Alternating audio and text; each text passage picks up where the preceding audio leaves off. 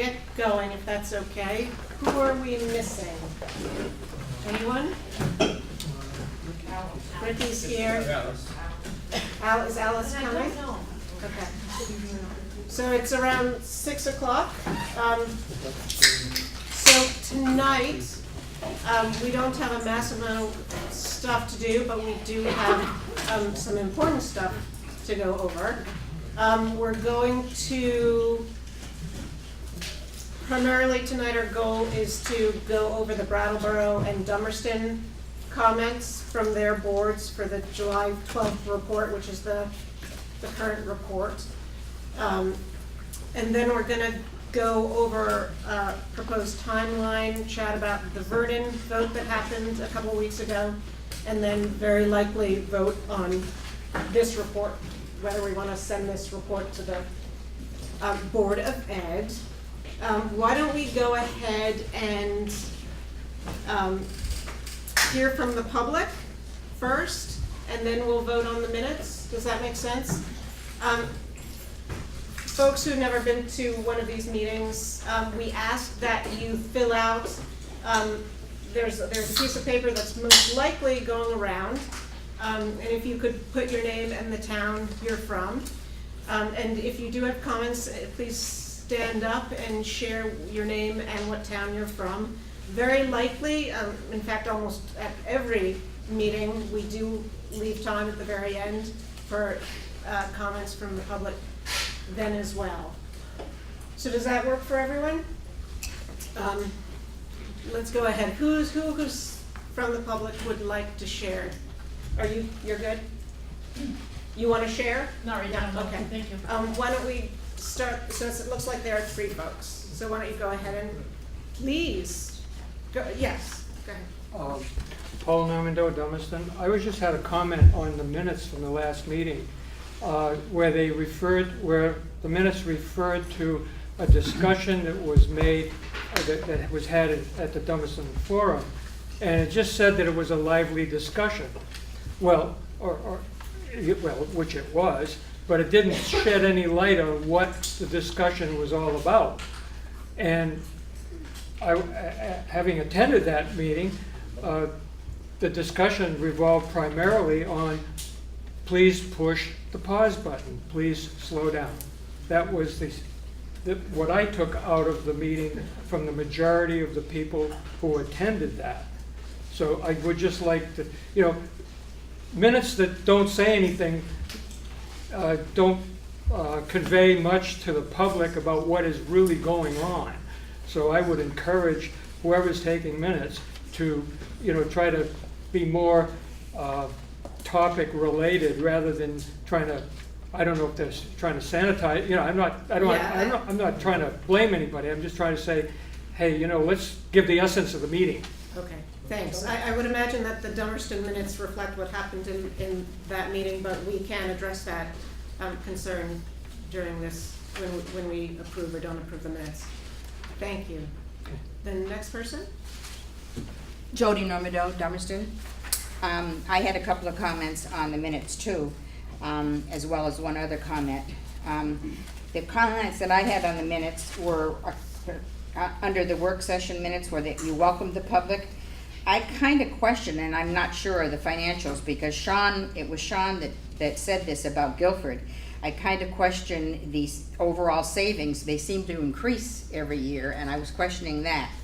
I'm also was questioning, and I know Inez brought it up the last time, the definition of commingling, and I have an answer from Donna Russo Savage that goes against what Ron and Frank were saying. And I also, in Guilford, when the Guilford reported, I thought Beth and Alice were pretty adamant about they wanted the Guilford rep to represent them, and said it several times, and it seems to be pointing to Putney had said that, and I thought that the Putney rep had said that the board just assumed it would be their rep. The other thing that I am concerned about is in the articles, Article 18, community use of schools. There is nothing in there that talks about community use of grounds, playing fields, etc. It strictly talks about schools. And if you're gonna have this article in here, I would hope that you would add the grounds and the play areas, you know, as well. And I know it hadn't come up before, I don't think it had come up before, except for the fact that we might wanna put our grounds to the town rather than here, but I think if it's in the agreements, articles of agreement, it should include the grounds.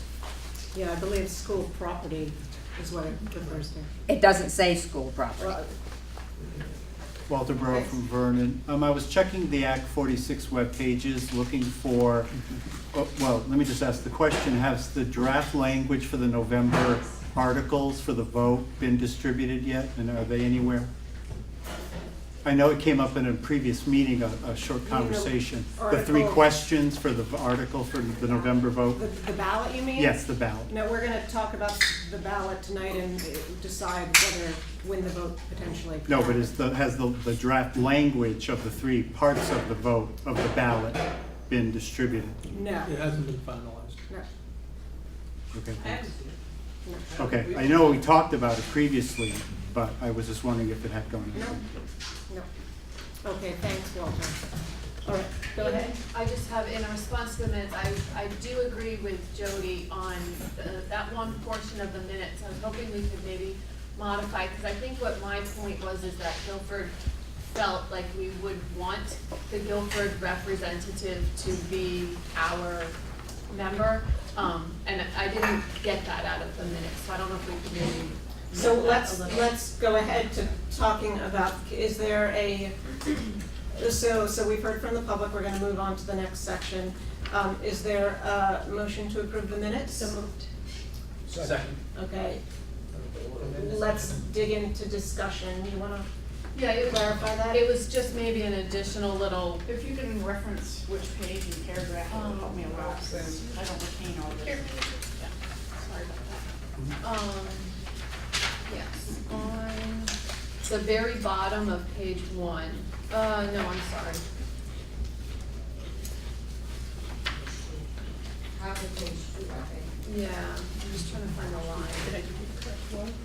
I think that's, the Guilford School Board felt it important to keep the language like. Yeah, it talked about, here it is, keeping the language, and it wasn't, I recognized that the language was in there, but I think what came out was that, the Guilford rep would be the one to be on the Guilford Leadership Committee, and that came out, and I just wanted, Okay, so Clarification. propose some wording and I'll edit it. okay,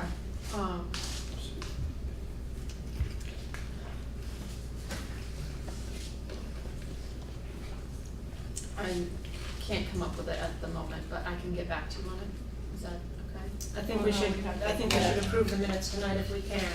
So, Um, does anyone, What's the sentence again? Is it this, the Guilford School Board felt it important to keep the language on leadership councils as an article? As an article, right, and so we thought it wasn't keeping the article, because I know the article was in there. It was more that we felt it important to keep the language about the Guilford representative being on the Guilford Leadership Council. So when I keep, the Guilford School Board felt it important to keep the language regarding Guilford representation, Guilford board representation On the Guilford. on the Guilford Leadership Council, Yeah. period. Yeah. Is that working? Yep. Thank you. any other further discussion?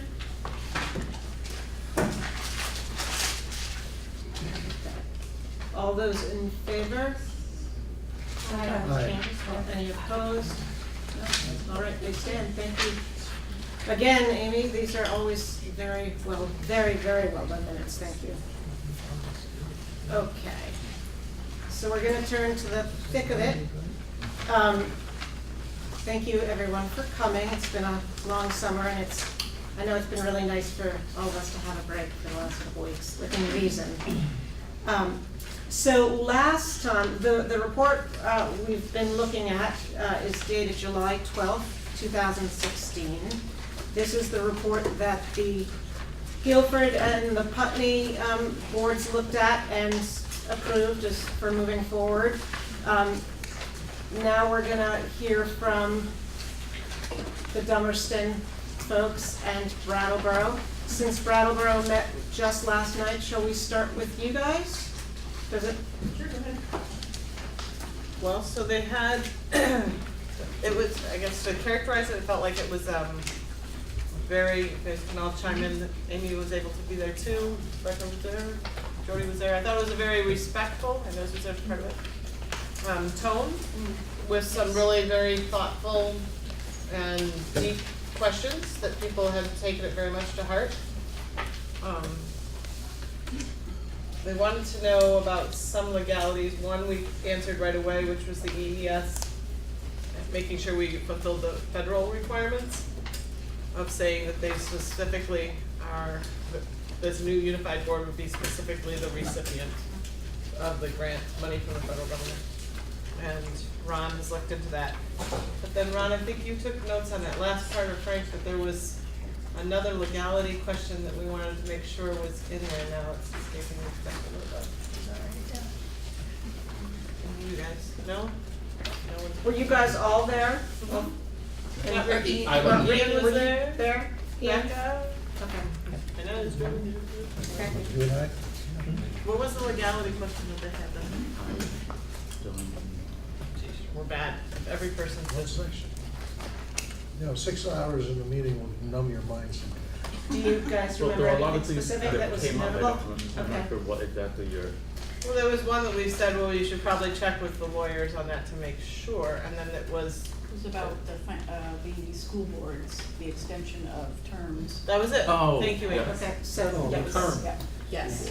So the Current school current boards, school yeah. boards, because we actually put in the presentation, what would happen Okay. to play this out in the timeline in a couple different ways in what we've looked at as a group here. Like how do the budgets get created, and the question came up then, so if our school board terms end as of town meeting, but the unified school board would be elected in November on the timeline should everything move forward. So then we would have the budgets being created by both the unified and the existing, and then you get over to March. Does the unified board take over? We thought, but we don't know. July 1st. That it would go through July 1st, but the question that came from the audience that seems really prudent is, legally, does that really happen? Because their terms are, so we wanted that to be addressed by legal counsel. Because we have a few months. I believe It's not that technically the boards need to go through the voting process of filling any empty slots. That there is a vote for new members for that very short period of time. That is my understanding. So you think, well then when would they take out petitions in January Yep. to Yeah. run It in March? would be the same as it always is now, as if nothing changed, so that you'd have to take petitions out in January to be elected in March at town meeting. And then essentially your seat would, if the new board, everything went into effect as July 1, on June 30th, that position would dissolve. Right. So it would only be a 3-month position. So that seems, Why would anyone bother going through all the Yes. trouble of doing a petition for a 3 3 month months. petition? so could we ask legal counsel if there was a way to just extend? Because as of November, everybody would be voting on dissolving the school boards anyway. So I think that it would be fairly clear to the voters. Maybe it could be put into the Into town ballot meeting, for a instead town meeting or where they something. vote to extend. If we could ask legal counsel how to handle that. As we would normally. I would, yeah, I think we can ask legal counsel, but I would imagine that it's pretty clear statute what occurs with those transitions. And those, so I obviously, it is a question, but it doesn't really apply to these articles, but it is a question we The should look question came into. out of the article Yeah. that they looked at.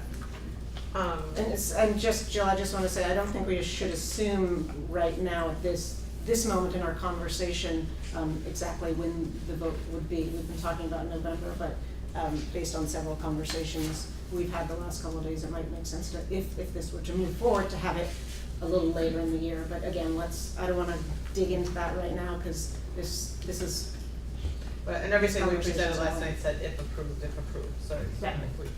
So, and were there any other comments from our actual school board? Mark, maybe you wanna address that? David's concerns? Well, David's concerned,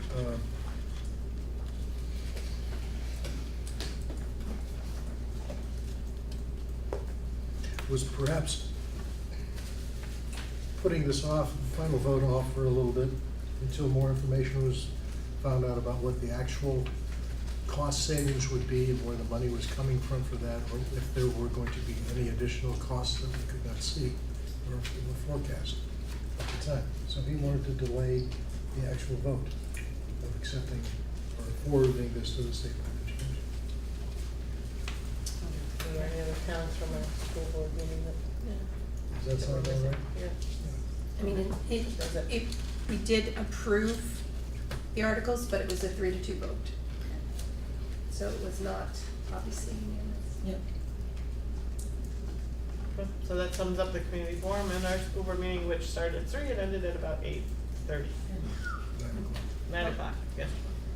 Just, I mean, we all know this is, we're all taking votes, but school board does not have to vote in favor for it to be transitioned. It's We had that up discussion to you too. guys who are voting to make the decision We had that based discussion on your very experience and clearly knowledge. last night, Yeah. exactly. Well, thank you, thank you. Shall we move to Dummerston? Sure. So we had that forum that Jody and Paul referenced, and generally the feedback there was from the community. I think a fair amount of education is still needed. You know, people are still sort of at that kind of phase with this, like we all were when we started this process. And there were, you know, concerns and expressed about and desire to slow things down, which we've consistently heard from Dummerston folks in attendance at these meetings. So, you know, the message that has been heard consistently. The Dummerston board at that meeting did get some pretty strong feedback about the importance of the board being able to meet before this meeting tonight. Prior to that forum, we weren't able to coordinate our calendars, the four of us. And fortunately, because of the public pushback, two members were able to adjust their schedules, and we ended up sort of pushing the limits of open meeting law, and we met, I believe, the next night to go over the articles. And we have, it's not, I don't know if it's in its formal form, but we had, the board expressed specific concerns that I can sort of touch on, and then you know, more details are warranted.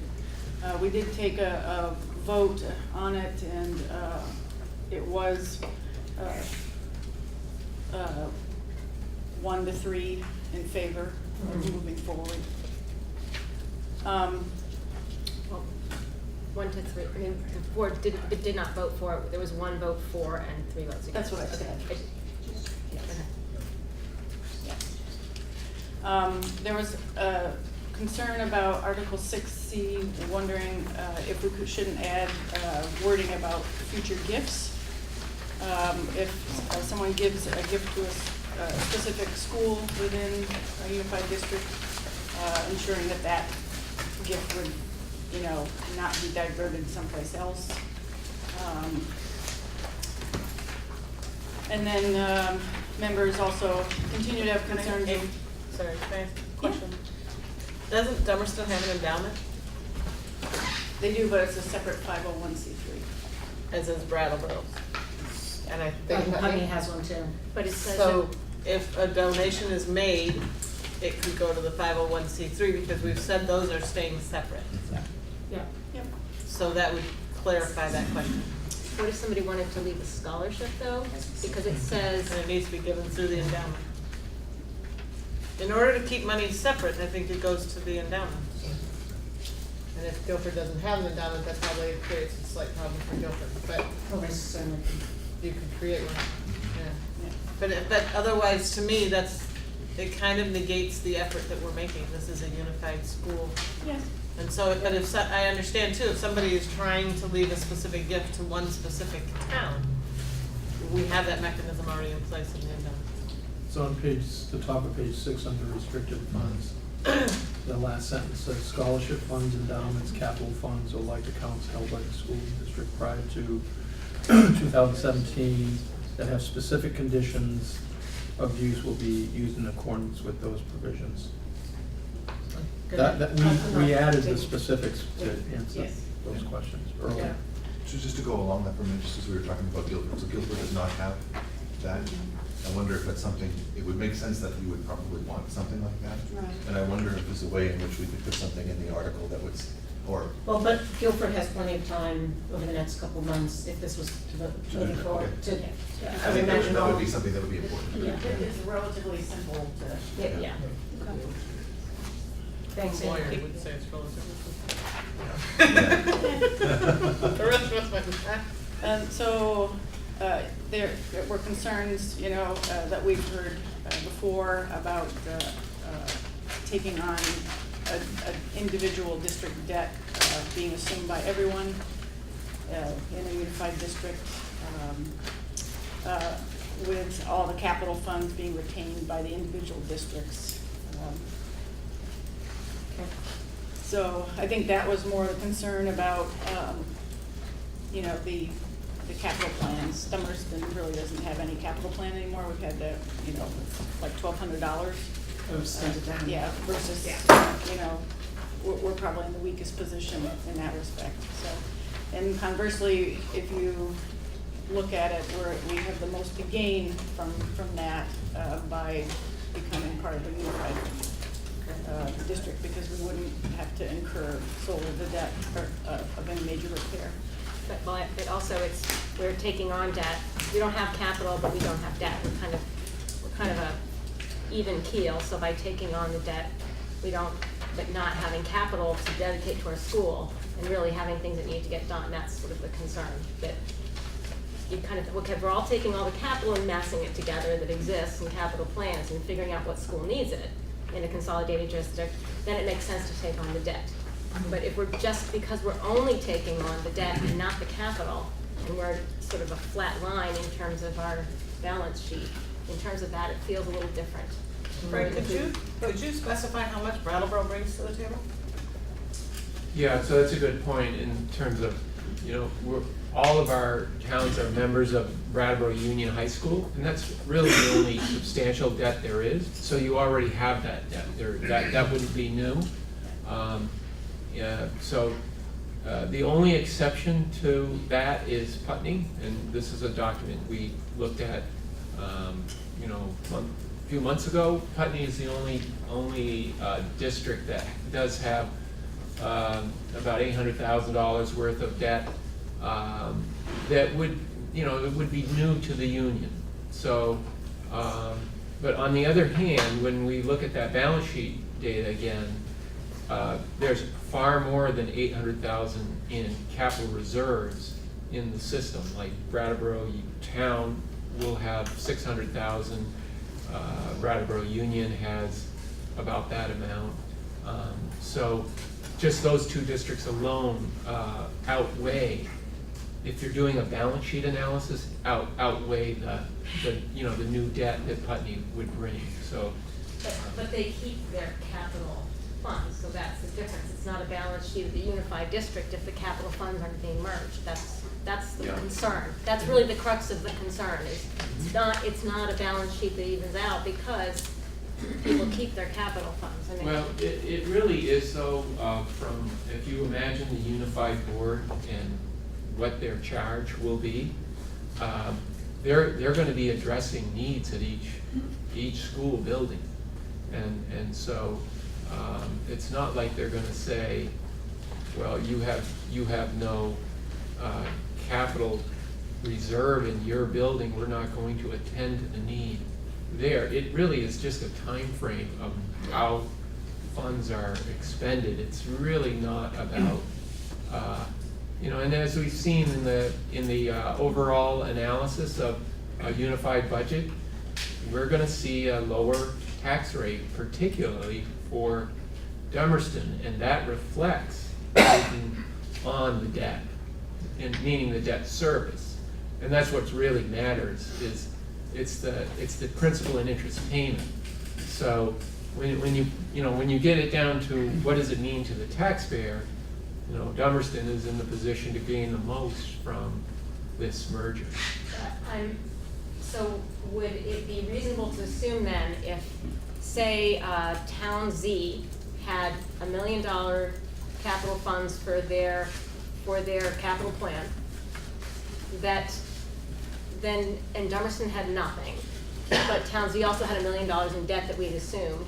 So would it be reasonable to expect that more of the unified funds would then go to Dummerston that didn't have the capital plan, or that, you'd say, oh, this need came up, but Town X has this $1 million, so they could do other things. They could decide they want to do a skateboard park in their backyard or something like that with that $1 million. Seems unlikely. Yeah, and it seems like the new board would certainly be looking at that. Yeah. And then, so, that's the concern though, that Yeah. not the debt that we're taking on. I mean, I that look needs at, to be addressed. I look at it as, certain schools have higher capital funds, so they're reserved for their projects that they've been thinking about. And other schools that don't, we still know that there's a need, and then as we do the budget development, we've got to budget those projects in. It's not like we're stealing from other districts to do it. It's saying, okay, so we don't need to do extended funding for some of these towns, they already have it. The other towns don't, we need to do that, and then we share that.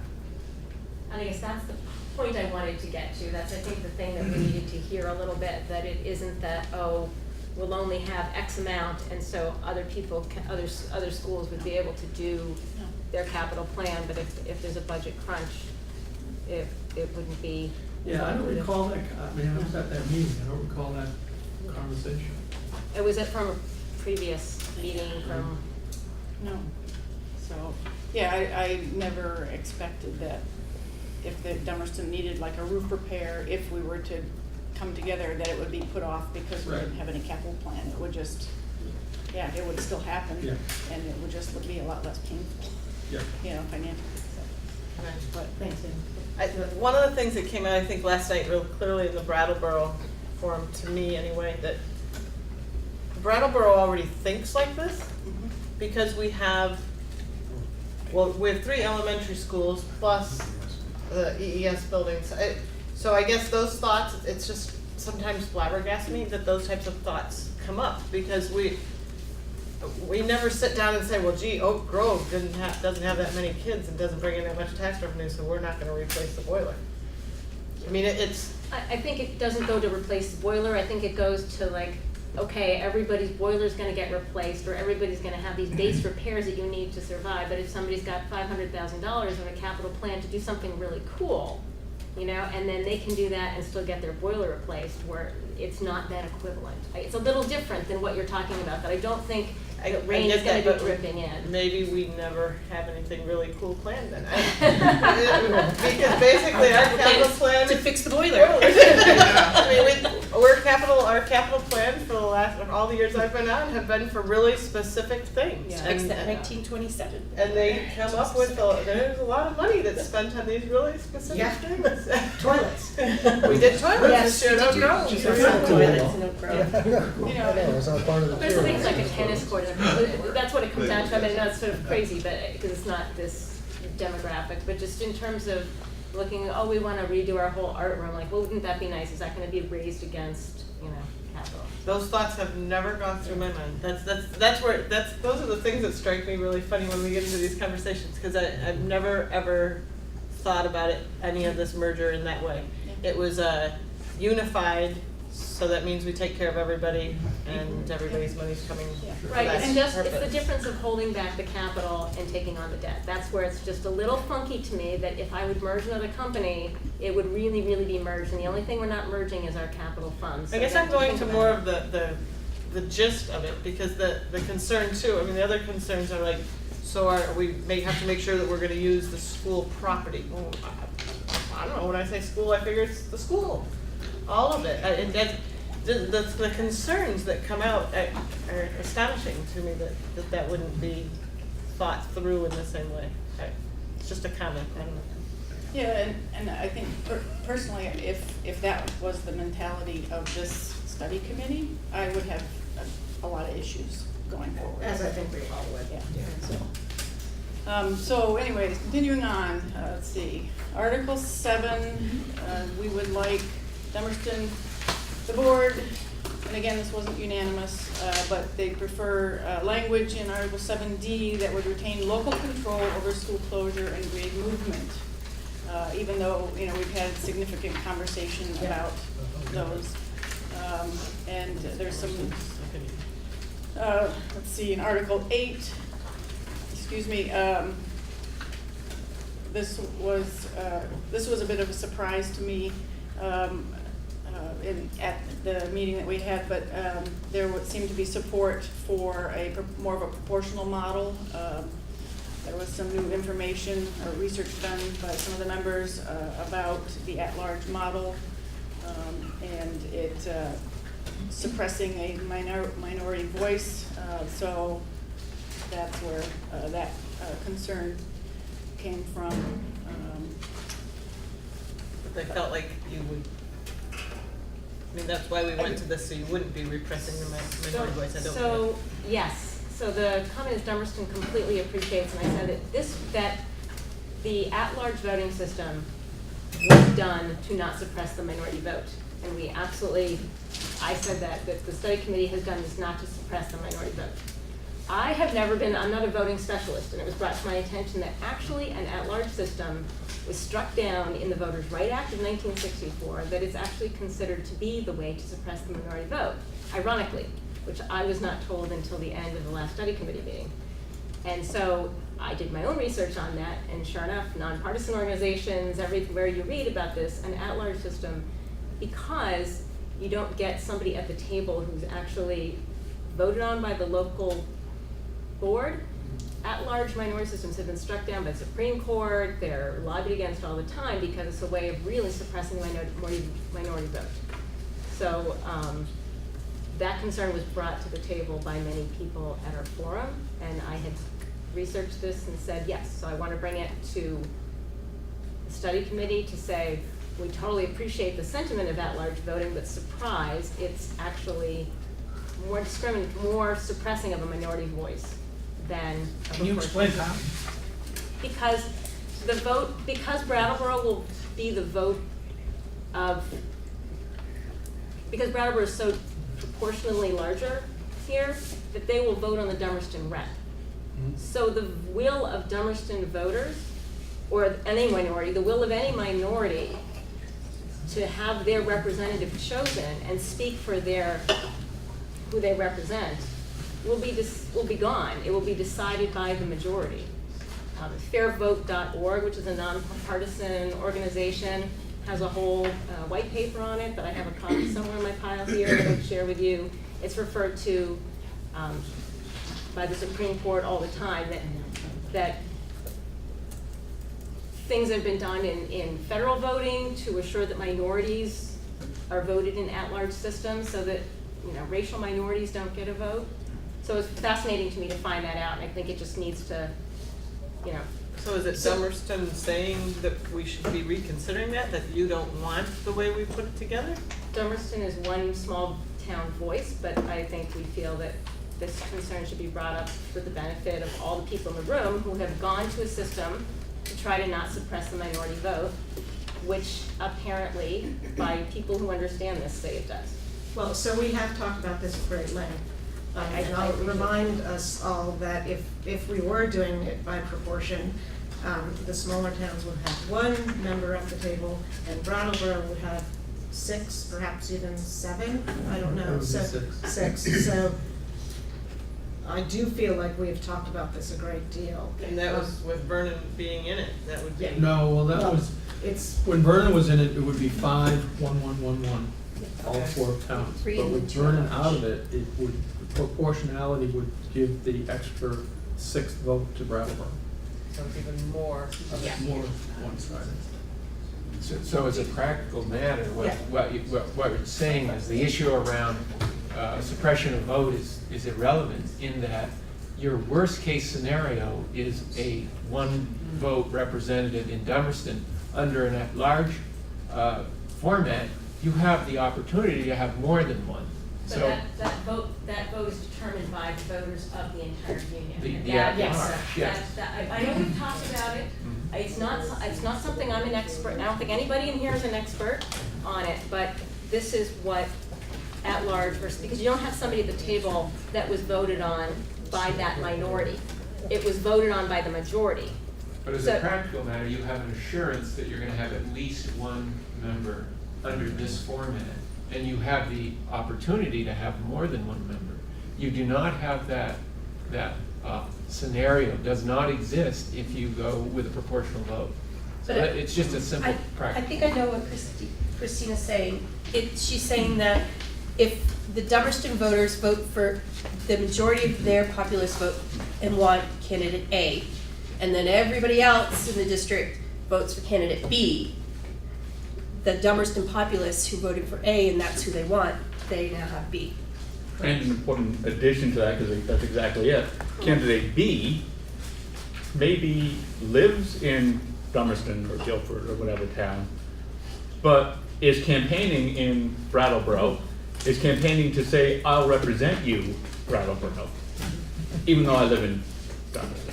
So no, in the at-large voting, each of the small towns is not guaranteed even one representative on the board. Well, yeah, there has to be a Dummerston representative. They just have to live there, they don't have to represent us. They do. Oh, that's how they're represented. Yeah. They do have A to resident, they have to be a resident. They have to be a resident, but they don't have to represent, is what he said. They can I be a hear resident. that, but I yeah. don't get that. I don't see it happening. I don't think it is a real problem, and honestly, since I never chimed in on this issue because it came from the towns asking for it this way, so I was like, well, okay, if that's what you want. Because as a Brattleboro representative, it wasn't an issue for me, but I understand the concern, and I think that's what it is. Let's hear from Richard and then let's move on, Amy. I'm looking at the Brennan Center of Justice talks about at-large elections, in particular in terms of suppressing minority representation when there are no districts. And one of the things, this is what we were just talking about, there are districts in the sense that someone has to come from Dummerston.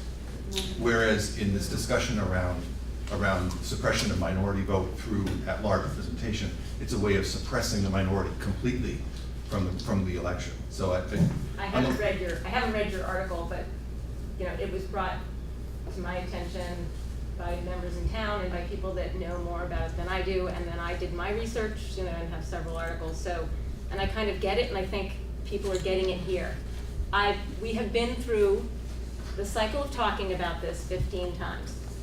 And I just think it's Dummerston's duty to bring it to the attention of everybody sitting around the table, that this is a concern that I now have, that I didn't have at the previous meeting, that I had never considered. And it's something for people to think about on their own. I mean,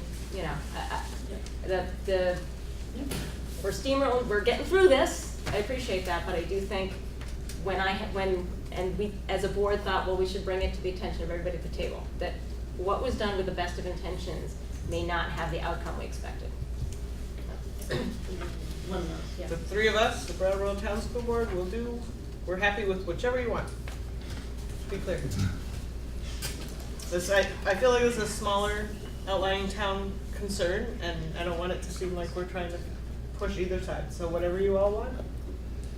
I agree with that. We can turn to this. Okay, so for Article 9, Dummerston would like the assurance transparency of the local vote results so that local sentiments are clearly understood in a commingled ballot.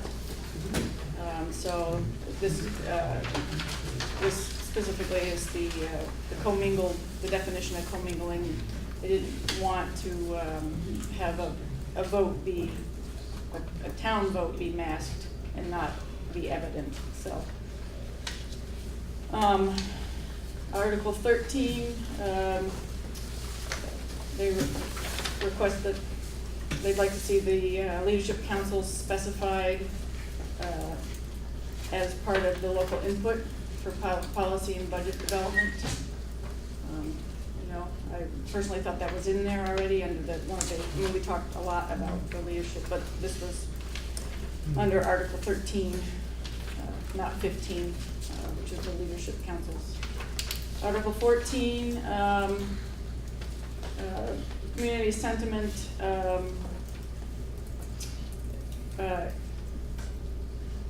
is against, well, is perceived to be against the Australian ballot. We talked about that a lot at the Brattleboro forum last night, or I listened to it a lot, and, you know, there's pros and cons of both, obviously.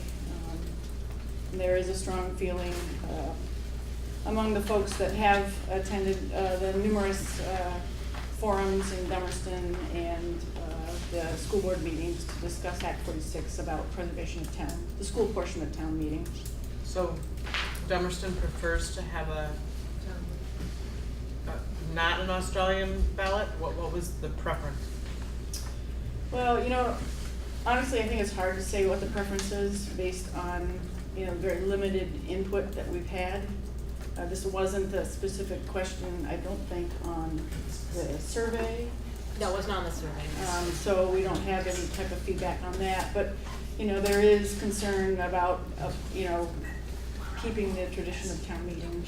I think the problem with this, and we were kind of talking about it last night, Yes. is that people, especially in the smaller towns that have that town meeting now, we have a representative town meeting in Brattleboro, but in the smaller towns, they're comparing what they have now to the Australian ballot. What they have now can't possibly continue the same way it is when we're talking about one unified budget. Right. Because the individual school doesn't have a budget for them to discuss. So they have to compare Australian ballot to the high school meeting, which doesn't work. So that's the comparison that folks need to make when thinking about that Australian ballot. And I think out of those two models, Australian ballot wins handily. Article 15, the board would like to see the leadership council appointments. There's a couple of words inserted before, so that it reads, and shall be inserted before the appointed by the district board. We felt that that was going to strengthen things. They also This are is the second sentence. Oh, yeah. Top of page 10, second line.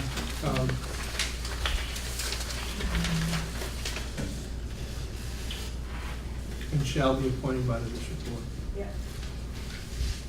That was one. And then also, the last sentence in Article 15, was the hope that the intent there is that the Dummerston rep would be the representative member to attend Dummerston Leadership Council meetings. It sort of goes along with the Guilford concerns, and I think that is the underlying assumption. But so that was there. And then on the bullet 3 in the second sentence, Which article? Which are, it's still 15. On the back page. Yeah, they backtracked. It's not, it wasn't really a finished document, so. They would like to see that also include, but not limited to facility use, technology acquisitions, ... Where is it? The third bullet on page 9. make recommendations. Make recommendations? So it could include but not limited But to. not limited to. Yeah. Yeah. And then Article 16, there was feeling that the title should be changed to school attendance and enrollment. And delete the during the first year. And then on page 11. Can we discuss that one for a second? Yeah, sure. That is a question. When I read that, it says during the first year. Is there anything in this that we didn't mean? Because it says for at least the first year. Is there anything here that we didn't mean for it to be only 1 year?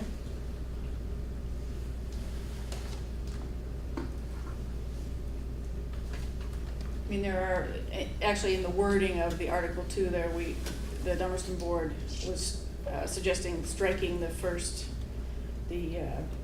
portion of the sentence for at least the first year, and changing that to in the unified district, and then striking is fully operational and providing educational services, and continuing on with the sentence there.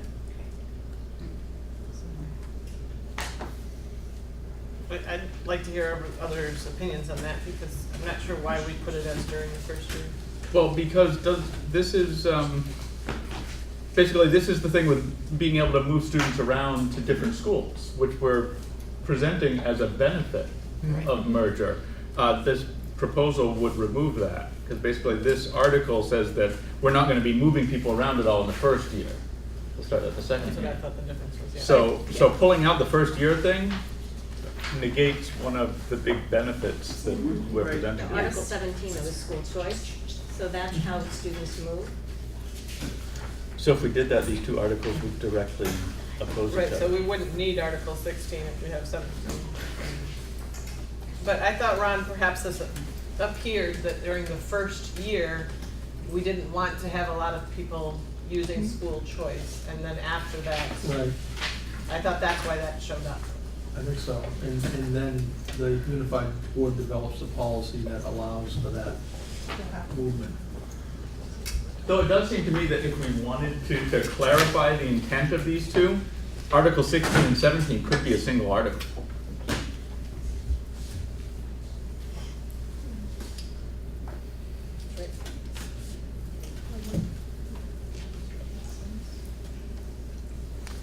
Well, see, what I recall our attorney saying, 16 is important the first year, and then 17, you can see the first sentence, the Board of School Directors shall develop the policy and programs. That allows them to develop the program for school transfers. Ron, what does that mean? What sort of a program would we need to offer inter-district? Like some districts will do, and we had the specifics in there initially, but the attorney felt we should pull it out and let the board develop. We had like a 5% or a 3% in and out percentage. We felt that would protect schools from, you know, exit. Right. And he said, you know, the policies are already in place. The SBA has those policies. You shouldn't put the specific policy in there. It should be the unified board that develops that. It would be based on that same thing that I just said.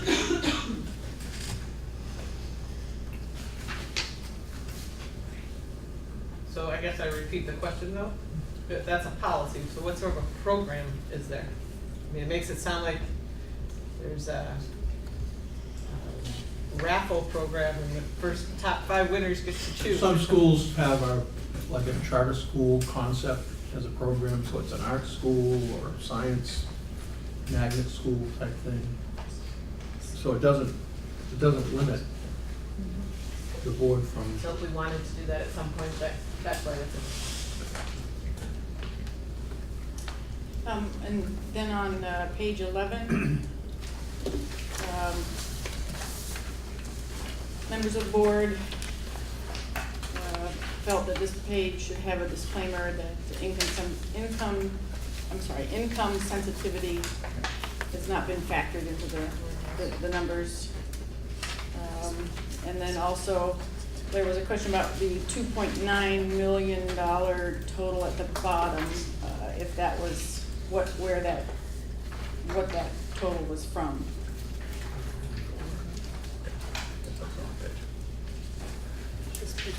Yeah, this one. It's the one that lists savings on educational tax by town and district total.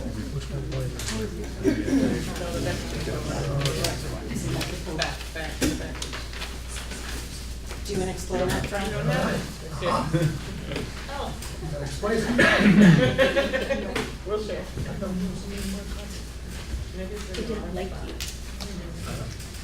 So, You're on 1, 2. You're an old one. You're an old one.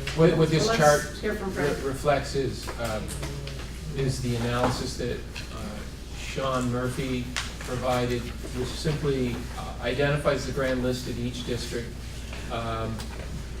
and it adds them up. That's the left-hand side column. And then it applies the incentive rate to those specific grand list figures at each district, and then extends the total of the incentive on the very far right-hand column. So it is a declining rate, as you see, the 8 cents, 6 cents, 4 cents, 2 cents, and the document adds those individual years. The question was what's the 2973803 though in the very, it says total, and then there's a total of something, and that we couldn't understand where that number was coming from. I think that was from a previous document. I think that number shouldn't be there. Okay. I circled it and have a question mark on That it. was the question. I don't think it should be there. Everybody can't talk at once. Sorry, we're quickly. Sorry. Okay, I had that circled on my paper, because I think it must have been a carryover from a previous. And I don't think it should be there. So what are you thinking? It doesn't change anything, it's just that number it's confusing, it should be deleted. Okay. We spent a long time trying to figure out what it meant and whether it was a truncated number or whatever. Yep. But then also, that because these numbers don't include income sensitivity in them, that there should be a disclaimer, because you can't possibly figure that out. That's a crazy mathematical problem. But there should be an asterisk or something to explain that income sensitivity is not taken into account, so these numbers are higher than they actually would be. Because at least somebody here gets income sensitivity on this grand list, I would suppose. Hold on, did you want to say something?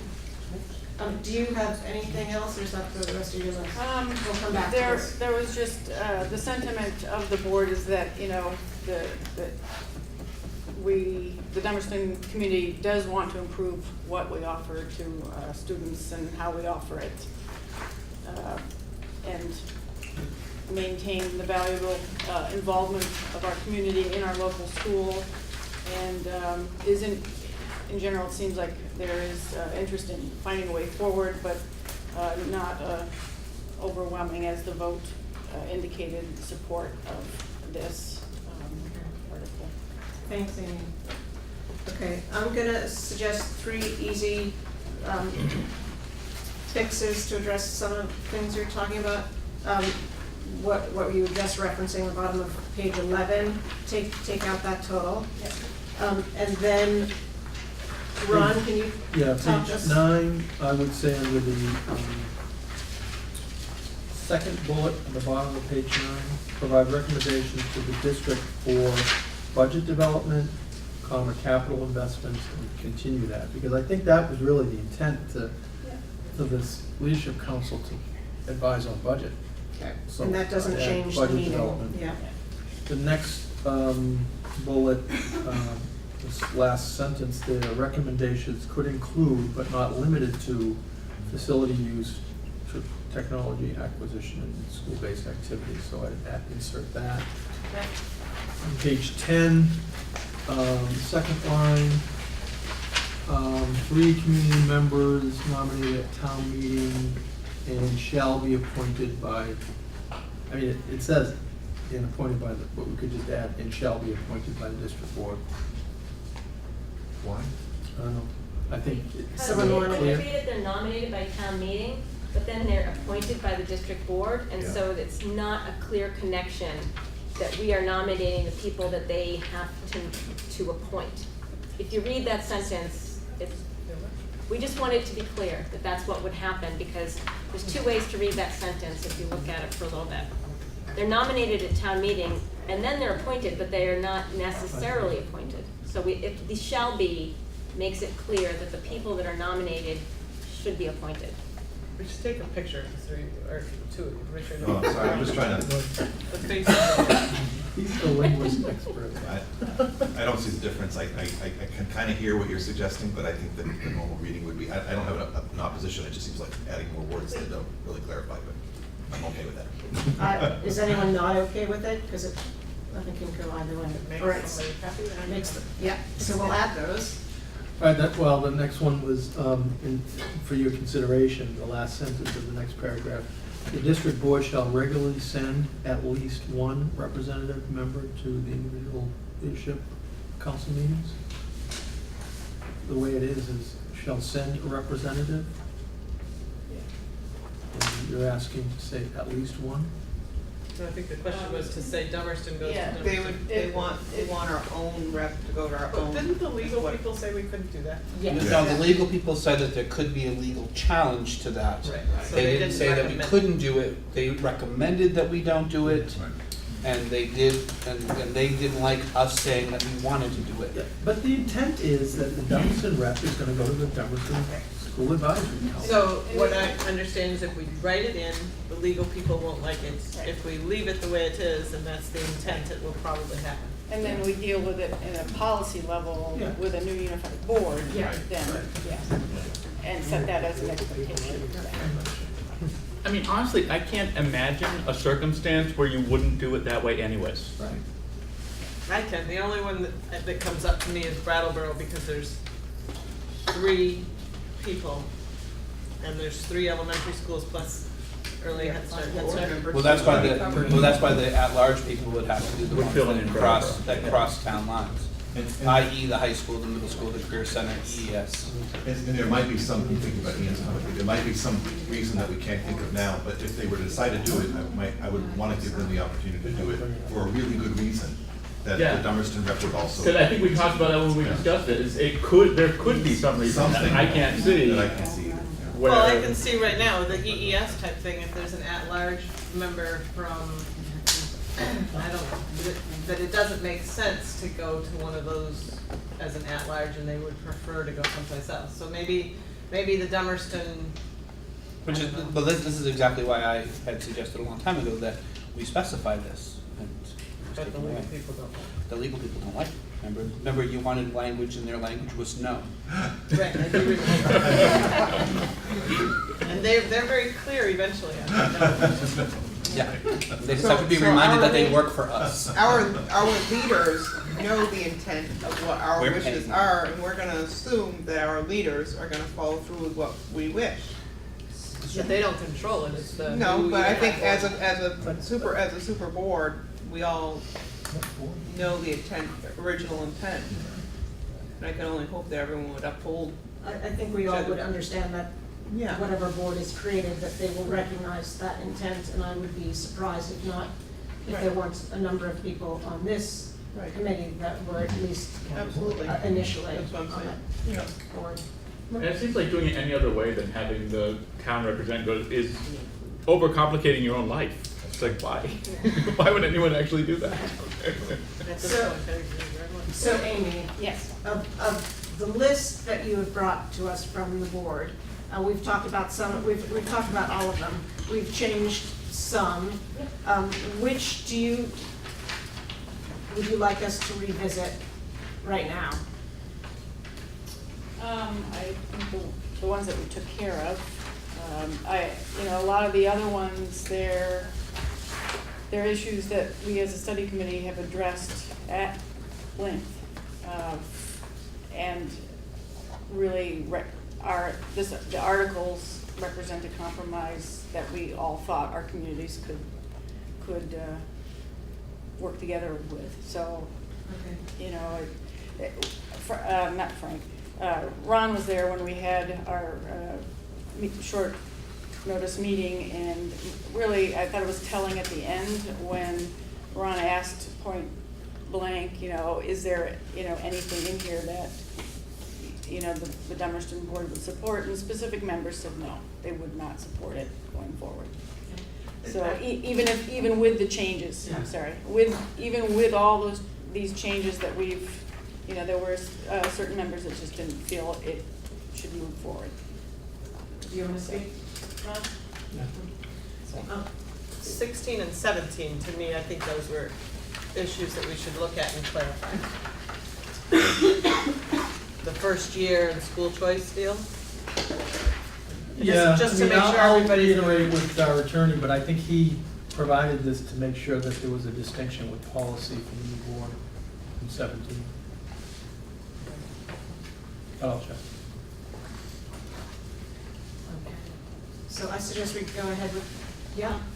I really would like to see an asterisk put on there about income sensitivity, because I feel like we're overstating something, and I've brought it to this board many times, and Yeah. it still exists there. Does anyone else feel strongly about that? It makes sense that there should be, just a note that it does not include income sensitivity. So, I have a question about that, actually. yeah, and then I wanna call on Sean.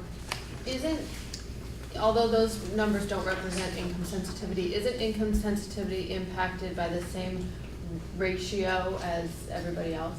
It is, yeah.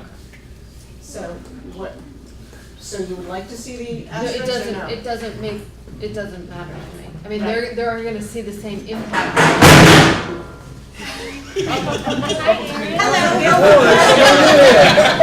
I'm here. So it doesn't matter to you? Yeah. I mean, I guess that, Yes. the answer to that question was important to me, that it's not that income sensitivity won't be impacted at all. It'll be impacted at the same rate as non-income sensitivity will be. Yes, right. Sean, could you speak No, to I this? think what Beth just said is about what I was gonna say, really. So Yeah. would you? The only other advise- thing would be Yeah. the income sensitivity. I think this, I'm not sure this is germane, but the income sensitivity part of the homestead education tax is reimbursed by the state to the town. So, I don't think that's necessarily germane, though, to what Beth just said. But it's kind of interesting. Frank, do you want to speak? 50%. Well, I do think in a really short sentence that captures the impact. To explain the detail of it, you really just need to go to the statute, which is it's very clear. It's pretty lengthy, but it goes through how tax liability at the individual level is affected if you make less than approximately $90,000 a year as a family by cost per student.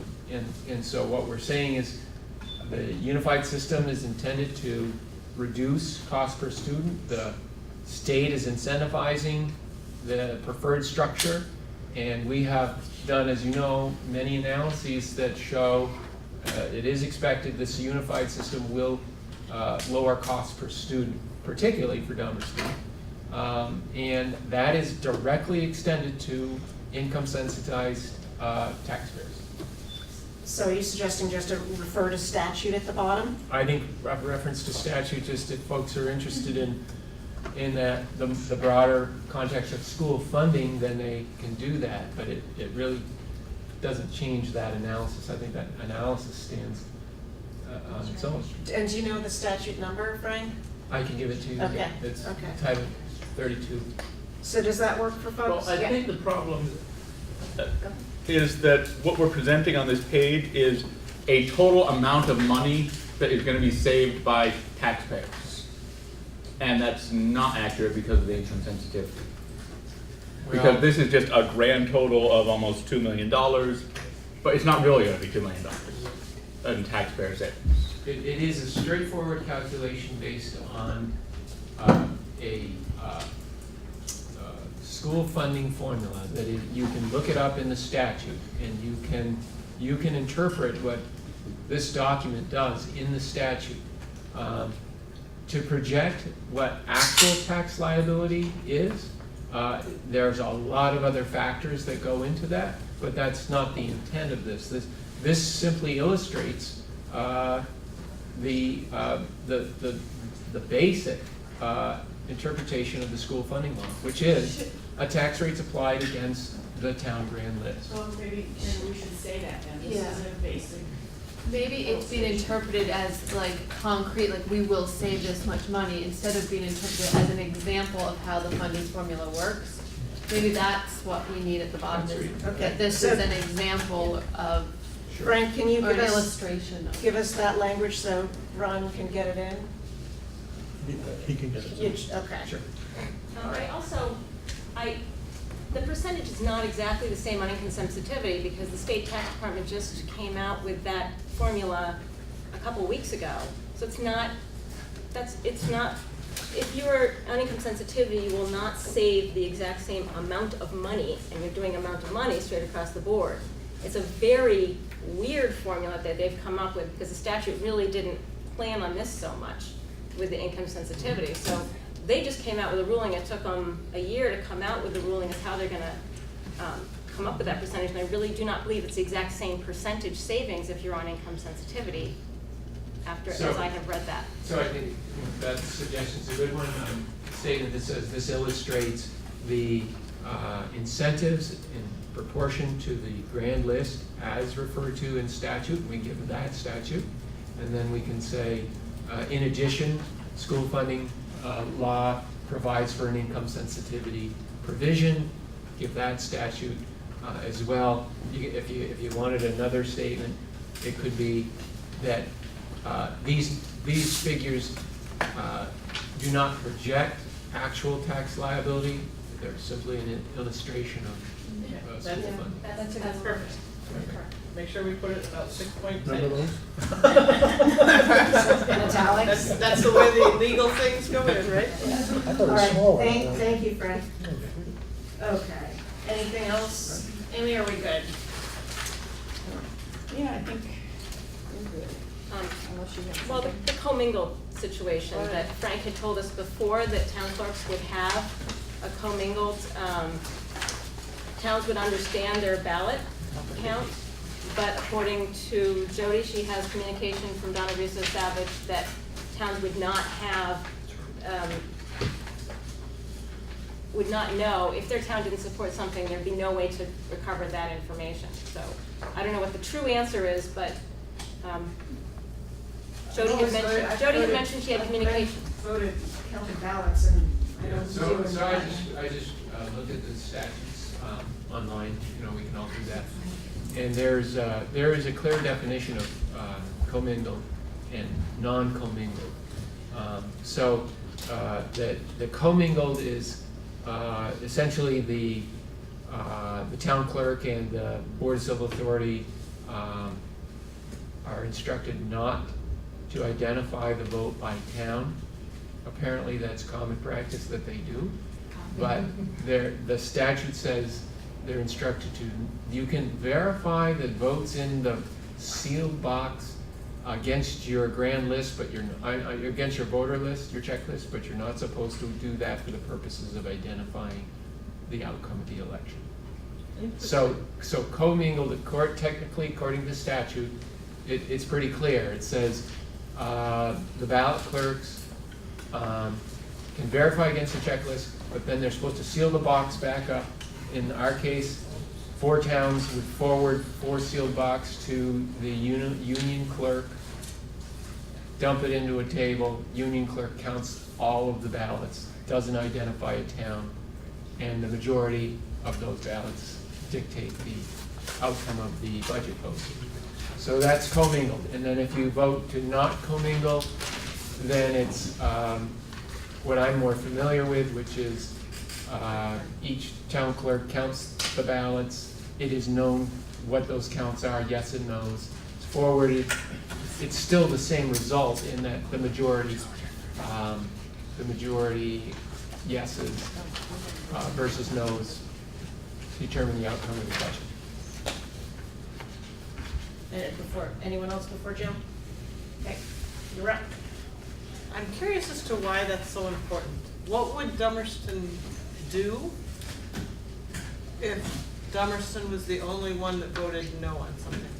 Kind of play that out. I don't quite know, but it's interesting to hear your town's, if you're the representative and you're representing your town's interest, and you don't know how your town voted, And that's part of How do keeping your you know? community, to know how people are feeling in your community. you're representing, but you don't know what you're representing in an actual ballot situation, Right. which is kind of important, I would think. Actually, I have a hypothetical where this would be important, and it actually fits into our previous hypothetical. Because if the town was voting for their representative, and the town overwhelmingly rejected the candidate that actually got elected to represent that town, then maybe it would not be appropriate in that case to send that person to represent us. It's not appropriate, it's a law. There's nothing we can do about it. That's No, my not- awareness, it goes. Maybe it would not be appropriate to send that person to represent the union On the board. leadership to the council. council. Right. That almost makes sense. Just like the toilets, yeah. So I don't know the answer to the election issue. Does anybody know if there's a commingled and a non-commingled election? Yes, There- you can choose, Oh, actually, you the go board both. can vote whether to commingle or non-commingle, so it's not necessary that votes be commingled. So, Because the statute I was citing is specifically for a budget vote. So there Yeah, apparently. Which is what we were talking about. Okay. initially. But Ian was talking about. My point would be Yeah. relevant in An election. the actual election. Was Yeah. there a reason from the lawyer that it had to be commingled? I don't know. I remember it being input from Donna Russo Savage, that was a recent If the answer. outcome's the same though, I wonder what the reasoning is that. You know, the only thing that jumps to my mind is that if you're gonna jump in and be one big unit, then, you know, you have one big pot of votes. So, but I can see, yeah, But I can see what are we- advantages both ways. you What know? are we voting on, a budget and election, right? Elect, Both, both, right? it's the term, the Board of Directors, Article 9, the ballot shall be commingled. And then later on in the budget, it's, So can we just take that out? Article 14. Well, I don't think we can just take it out. You do need to say page which format you're going. Right, can we, okay. And you can, I assume you can say commingled or not commingled. Those are your two choices. I can find out from the attorney. Would anybody like me to read Donna's answer to me? Sure. Thank you. What was your question? Yeah, let's On the commingled. What was the original question? Oh, God, do you want me to go back to that? Yeah. Was on. Well, I have to go to a different email and I'm gonna lose this. Can I read this to you first and then I'll go back to the other email? Yeah, because we have to know whether it's a budget answer or an election answer. Whether or not a vote is commingled arises only in connection with at-large voting in a unit that has subunits. The budget for your current Union High School district is a good example. If the vote is commingled, then the votes from all member towns, districts, are mixed and counted together without differentiation from town. As a result, you know only the total number of votes for or against the budget, and you do not know if the voters in Dummerston approved the budget or did not approve it. If the vote is not commingled, then the votes are first counted in each town, and then they are added together. The result is the same in both commingled and non-commingled situations. The decision is made by the total number of votes cast by all voters in the Union School District. But if the vote is not commingled, then you know how the voters in each town voted. Okay, then she goes on and answers other questions. Now you want me to go back and see what I asked? Well, that's just You what we just answered said. you answered it. Okay. Yeah, what's just saying is exactly what we're saying. We'll go with the not commingled and it appeases everyone. Sounds good. Yep. So that's Article 14. The annual budget vote shall be conducted by Australian ballot. The ballot shall not be commingled. Yep, so that reminds me. Article 9 has the commingled. Yeah, we can. It's in two articles. We can do both. I don't know if it's. I will find out. That reminds me of the other thing that did come up last night at Brattleboro, which was when is the budget vote? That was a question that the voters or attendees last night, and we didn't have any answers for that. Well, we As- originally had that in, and then I took it out. Yeah, well, Do you yeah, remember the reasoning? We didn't want to put it in the article because there's uncertainty about it. And I think what Frank and I had talked about with the timeline is we could shoot for town meeting, but it might not be reasonable to have it for town meeting. And so it might be further in April. It wouldn't be reasonable because, You know, you don't have the new board in yet. so you're talking about the first year? The first year, yeah. Because I yeah. thought the articles were talking in general about when it would happen. I think it leaves it up to the unified board to set the date, which makes sense. And I think in subsequent years, it could be town meeting, but I don't know that, you know, We were advised not to put that in. Does it behoove us to write something like the unified board will set the date for the budget after the subsequent year and I set guess I that thought it first was year? in here like that. Because right now, we couldn't We answer that talked question about last night, when it was going to actually happen. All we said it was Australian ballot. Because we had talked about it, because all the outlying and towns always have town meeting on a special, certain day. Why do we need it in here? Because it's a question from Brattleboro in that, right now, and I think it's a question from everybody from this, kind of the same perspectives, right? When we started looking at the whole timeline of things played out and when a new board or a new unified board is elected, the overlap with the existing and the creation of the budget. And so who's going to vote on that budget? What's the budget look like? And if we vote in November, or December, or January, or February, town meeting, we're going to be in a unified budget. We wouldn't have separate budgets anymore. So town meeting, as it exists now, when people would be voting on the budgets, if we do this November vote, would no longer exist. So the question became then, what happens at town meeting? And what do we get, and when does the vote actually happen?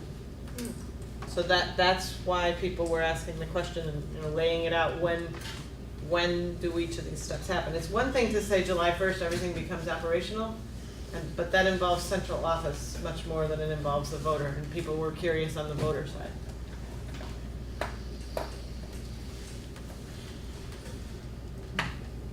I'm just trying to recall conversations. I don't think we really carried it all the way through. No, I know we've taken this conversation to have with Chris. Oh. I don't think we've carried it through here. Yeah, no, it hasn't come back. Do you recall in terms of timing? Yeah, Chris was saying there are a number of contingencies you can't easily predict today. It has to do with the timing of the Secretary of State certifying the actual vote, the time it takes to then circulate that through the agency of ed, and then, as we just discussed, to what extent does the new unified board feel that they're ready to conduct public hearings and defend a public vote? So if you put a date in here, you're forcing that process, irrespective if they're ready or not. So that's the argument of not putting it in. The argument of putting it in is that it takes a lot of uncertainty, as you just said, from the public point of view, on what does this process look like, and ultimately, when do we get to weigh in as a community? So I think both sides of the argument have a lot of merit. Kind of up to this group to decide which way you want to go. I mean, considering what you just said, that's why we put in the timeline, March/April 2007, vote of electric unified union budget.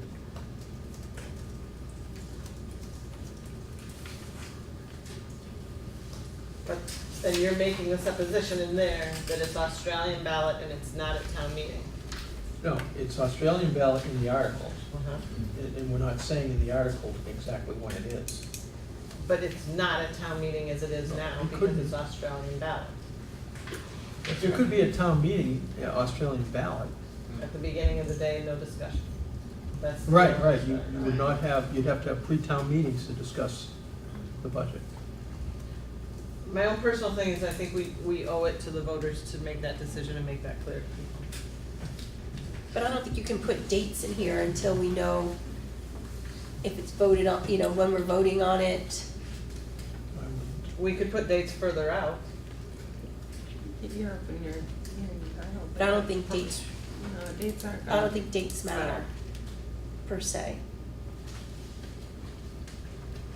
Not in the Articles of Not in Agreement. the Not in the Articles of Agreement. Relative to the Department of Not Education.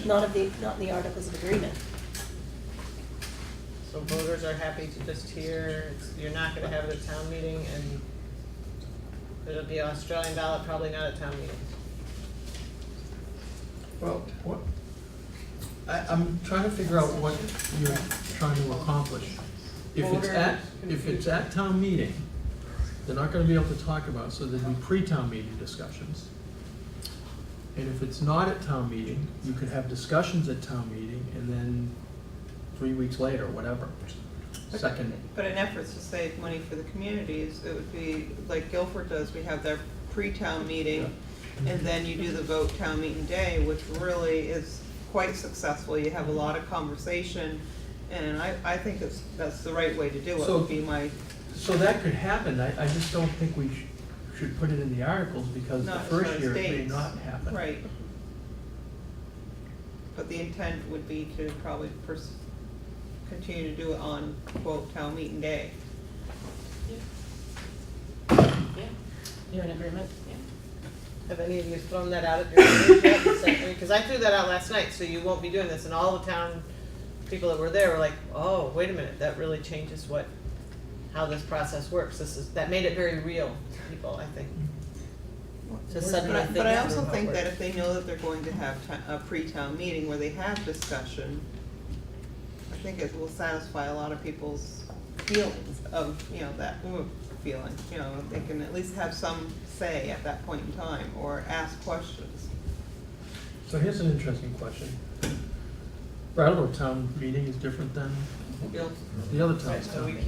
can't everybody can't discuss at town meeting and vote. Or you can discuss at your pre-town meetings or at It could town meetings, change. but you can't vote at. So the other districts do the first Tuesday of March. Brattleboro does the third Saturday of March. So if we did it on, if we put it into the articles of agreement that we were doing it, that the vote would happen on town meeting day, that would mean there would be a vote on town meeting day, you'd go and you'd vote for it. But we would have to have special budgetary conversations in Brattleboro prior to town meeting day. And then there would be no discussion about anything about it on representative But town you can't do meeting. that, it has to vote on the same day. So we would Right. no longer vote on our town meeting day. And the town reps would not vote. It would have to be that everybody goes to the polls and votes that same Tuesday. That's what I said, that's what I said. That makes sense. Yeah. And then by the time we get to representative town meeting, 3 weeks later, it's a moot point, it's done. So we would have to move And our there'd be no school, information. there would be no Right. school discussion during representative town meeting. Right, and that whole information session that we do the Wednesday before has to be moved up like. It would have to be moved up to the end Right. of, yeah. And And that's what the other towns do. Right. Yes. Right, it's just, it's a change. Compromise, change. It's a change, and Brattleboro voters weren't screaming last night, we can't do that. They were just saying, oh, how does it work? Actually, some of them thought doing it on town meeting day was a good idea, doing all the voting, so. Well, because that's what we Yeah. represented last night, we thought it would be on town meeting day. But it's not in the articles, and so someone pointed out, it's not in the articles, and you're saying it's on town meeting day. Yeah, that's a good point, it's not in the articles, thus the conversation. So it made town meeting, representative town meeting in Brattleboro Shall we go on, shorter. Amy? Shorter, yeah. So, if it's all right, time to talk about proposed timeline, and then the Vernon vote, and then reflect on what happened in Vernon, and then potentially go ahead and vote on this. We have been talking on and off about if we were to vote on this tonight and the vote was positive, having this go forward in November. As I said at the start of tonight's meeting, there's a lot of interest in having us put that off. For one major reason is that the town clerks are going to be incredibly busy in November. So they seem to be very interested in us not going ahead and doing this, and I do, respect that. There's also concern about, so if we did do it in November, folks would be voting, the four other towns other than Vernon would be voting on releasing Vernon, and so from the UHS, which would potentially be complicated and confuse people. And the town clerks have also chimed in saying, well, or at least some of them have chimed in saying, well, they're gonna be addressing that issue. And so there just might be some confusion. If we did do it further off, we also would be able to spread out the forums that we've scheduled, so folks could digest the information, process it, see the vote the Vernon release vote happen, and then, process information. So I'm gonna suggest to us that we go ahead and have it, we could do it in, obviously, we need to talk about whether we wanna go ahead and push it for November. If there wasn't interest in doing it further, I would suggest not doing it in December, because that tends to be a pretty crazy time for people heading into the holidays. So we could do it in January. But let's go ahead and talk about that, yeah. When we do the election on, say, election day, the cost is kept down and we don't have to incur more fees throughout our communities. Who is gonna be responsible for these added fees if obviously we have the perfect opportunity to do it in November. And it'll keep the cost down for the surrounding communities. I understand. For all the communities. Yes, that's what I'm saying, our communities. Yeah. My feeling, yes, I understand, have empathy for our town clerks for that one day, but I really feel like if we put it off, we're also taking a chance of getting less turnout. And I think that it would be a better opportunity to have everything done and an understanding before the end of the year, and not have to incur extra fees throughout our communities. That's my feeling. Instead of having to set up and tear down ballot booths, and having to drag, for Guilford, we're dragging in stuff to protect our floors, setting up chairs, the whole night. It's a whole process that takes, a good 4 to 5 hours to do. If you have to do it twice, that's extra man time and energy that's expanded that costs us a great deal. So I would rather see it done once instead of twice. And I would think too that if we push it back, the vote back, then the timeline in which to do things like a unified budget and that kind of stuff then gets truncated. Right. Because to be in place for July 1, if we don't have a vote until January, then, yeah, granted, Frank is awesome and Frank will be doing a lot of budget stuff with the 6 budgets, and relatively speaking, a lot of the numbers aren't gonna change. It's just a matter of adding them together. But still, that whole budget process then becomes shorter. And there's less time to put that budget together and get a vote on that budget and then be in place for July 1, if we move it back. So I'm gonna ask Frank and Ron to speak perhaps before we go around the room. One thing I do wanna add is that the folks who might be interested in being on this new board do have a lot of work to do very quickly, which of course we knew they would be, if we do have it in November. That's another element. But can you guys chime in? Yep. And then we'll keep going. So I got a call from WSESU Savage a few days ago, questioning the whole double vote. And, kind of came out of the blue. So I did talk to Chris Leopold, and he made the point that combining the votes are pretty tricky. He did talk about the concern of the clerks, but he was more talking about the idea of confusion. He said, when you're putting 2 articles together, he thinks it's going to be very confusing, the Vernon question, then the merger question. And he said, confusion leads to no votes, defeat. And I said, well, where you been? We've been talking about this for like 2 months. And I think it's from a conversation that he's had with Donna Russo Savage and just kind of thinking about how this is going to play out. So then we had a conference call with Rebecca Holcomb and Donna and Chris and Alice, myself, Lyle, and Frank, kind of worked through it. And, I think they're leaving it up to us, but I think they're encouraging us to do separate votes. That's my take on it. And when I put that together with the valid concerns of the clerks, Yeah. I think it's worth us considering. Can I ask a clear? How about Walter and then, yeah. When you say split, do you mean the Vernon vote and then the merger vote? So the Vernon vote would potentially go on in November, and the merger vote would be pushed to some other time? That's what we've been chatting about, Okay. whether the committee should at least consider that. Well, yeah, 'cause what would happen if the Vernon vote doesn't pass and then, but yet then this vote did? Like, do they? It cancels out. It canceled, yeah. Yeah. If they're voted And together. that's what Chris is saying, it's very confusing for the voter. Right. Say, so why do I vote about this Vernon thing and this merger thing? If And he one says to depends keep on it the other, clean. yeah. It all has the same impact. If any one district votes no about the Vernon issue, then it's all done, and we don't vote in January. Right. And obviously, if one of the towns votes against the merger, it's not gonna pass initially. No, But we could always have a revote. Yeah. What you said in the first part isn't necessarily true. If if we vote, all of us, or actually only one town votes not to let out Vernon. Right. Vernon doesn't get out. Correct. Right, that's what I But- said.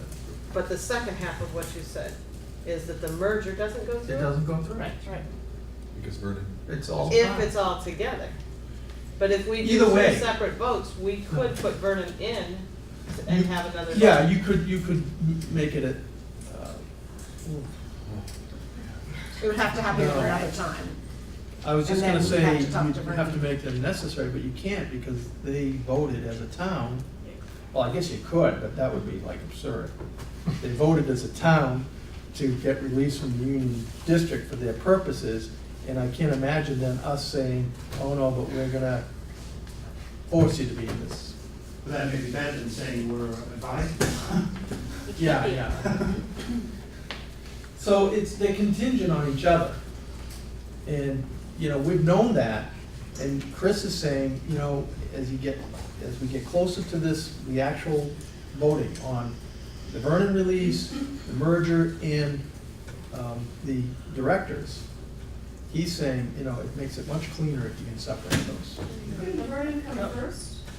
Vernon would come first. Couldn't Vernon come before November 8th? No. Why not? So can I- I get, we've, Well, let me speak to that, because I asked. I tend to like to have committee members rather than someone from the floor just jumping in without, that makes sense, right? It's a valid question. But it was part of the Yeah, consideration, so. I do, but when a committee member talks first, that's what I do. Thanks. Yeah. Yeah, so I asked Chris, so what about like October? He said, and then we kind of talked through it, and it's pretty tough to do that ahead of time. Well, I was trying to say, so let's get something like in October for Vernon to stick with the November vote. I've got all sorts of notes telling me that that's not a good idea. Yeah, I don't either, but Richard? a couple things. It concerns me not just the cost for the communities, but the cost for individual voters who then take it, if they were so inclined to come and vote for this one thing in January, that they have to take time off from work to do that, and that's another cost that goes with it. Most likely they aren't going to vote in that instance. We have an opportunity in November. It's a presidential election. It will be a big vote. There will be a really good turnout. Yeah, So that's it- my. It concerns me that we would not. What does it mean that we avoid that? And I'm just thinking about that. I understand the complexity of the two pieces. I also wonder, though, if having the two pieces together, it makes it clear why the Vernon vote is so important. In other words, the Vernon vote is not in isolation. The Vernon vote is particular about Act 46. Yeah. And so to keep them together shows the necessity of both of them. I mean, I see them as two steps. We wouldn't be having that other vote. Vernon wouldn't be doing this or have already voted this way if it wasn't for the consolidation. So it just I seems. think that's a strong argument, Yeah. and that's why I think we were going forward with this. And we, I have to say that we very strongly wanted to do it in November. I, as chair, wanted to do it in November.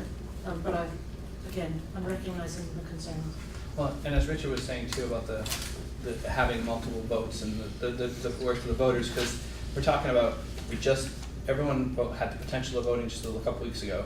then November, then if we do a January, then we're gonna do a March 2nd, or March 8th vote, whatever that is for town meeting day, and then a separate budget vote on top of that. We're talking 4 more voting cycles between November 8th and sometime in maybe April or May, or God knows when, for that budget vote. You know, what's the turnout gonna be? And then I wonder, are we gonna then have legal challenges to the vote because not enough turnout was there, and are people gonna then be up in arms about whatever was decided during that vote? Because there's not enough representation happened at those voting. And you had a perfect opportunity in To have November a high where it's all turnout. there. Yeah. That's my thought besides. Amy, based on the discussion, I mean, I like the notion of a little more time for communities to digest, because I do have concerns about, you know, from now until a November vote, really informing and educating the public about, you know, what this all entails. But it seems to me that there's 2 logical times to do this. There's the elections, presidential elections in November, and then town meeting. You know, and not sticking something else extraneously in between the 2. Like Ricky said, you know, we just don't want that. We want, you know, a committed vote from our, you know, a solid vote from our communities. We don't want, you know, little dribs and drabs. So, Amy, are you suggesting perhaps a Vernon vote in November and a merger vote in March? No, I mean, So, I don't know. I'll- I don't know what I'm Either or. suggesting.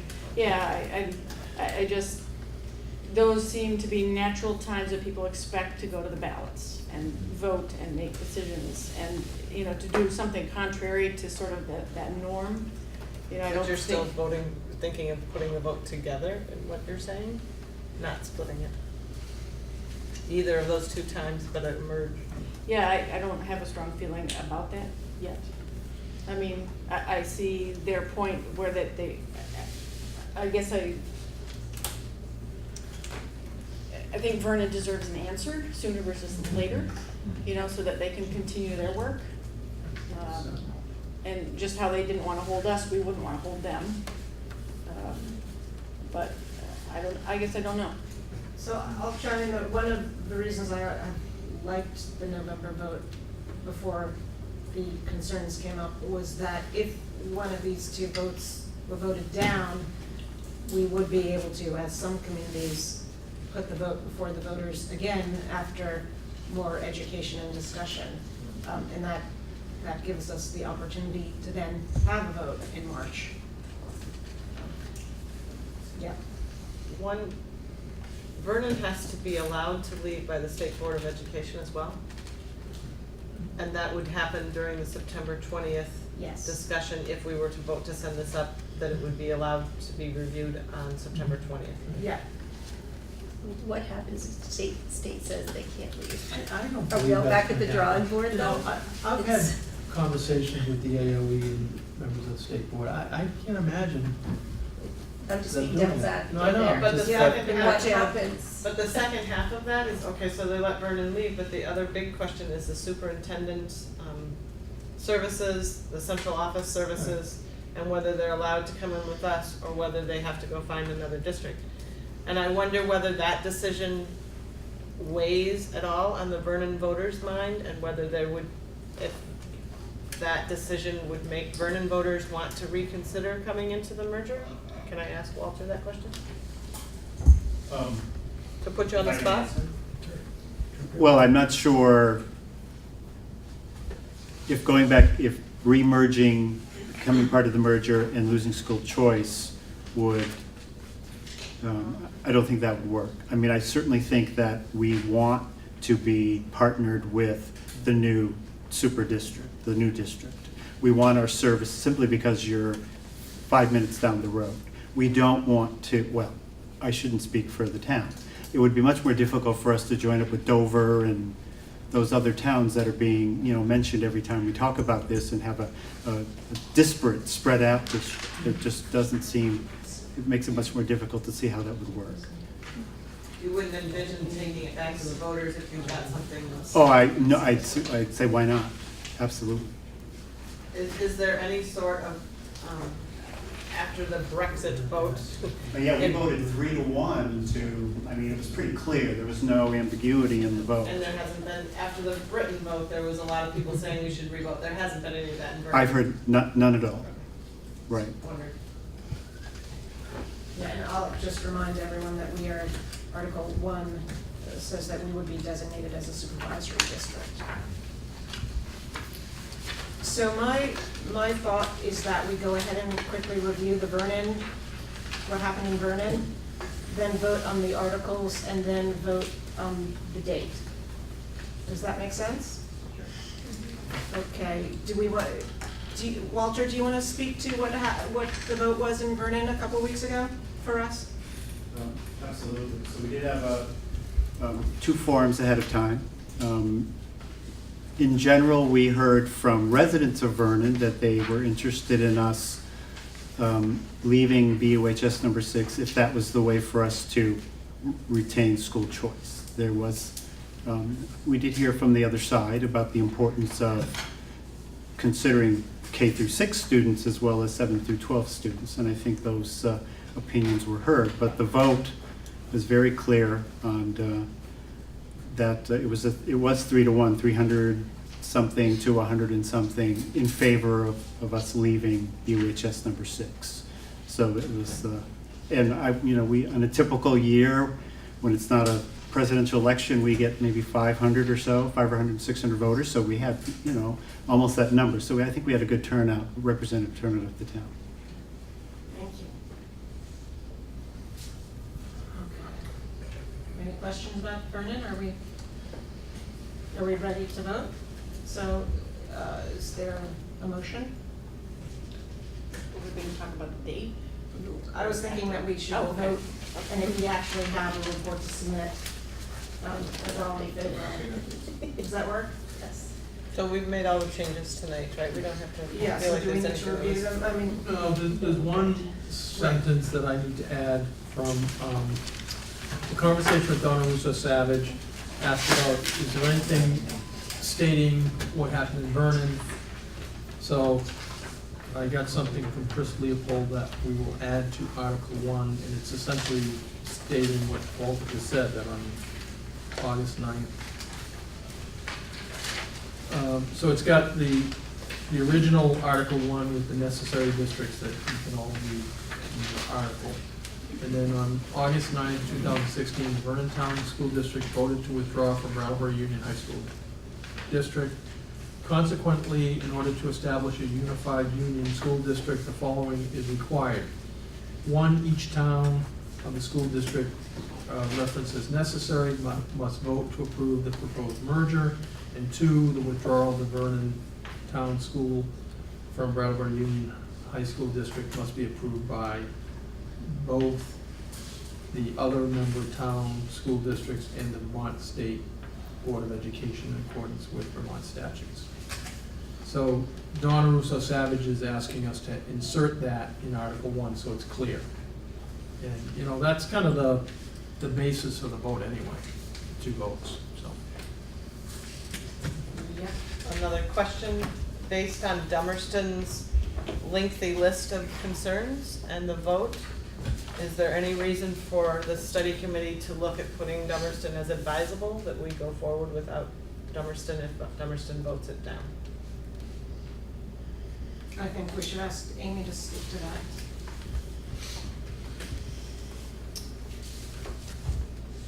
It might be a good idea. I would hate for our community to prevent others from proceeding. Personally, I've been to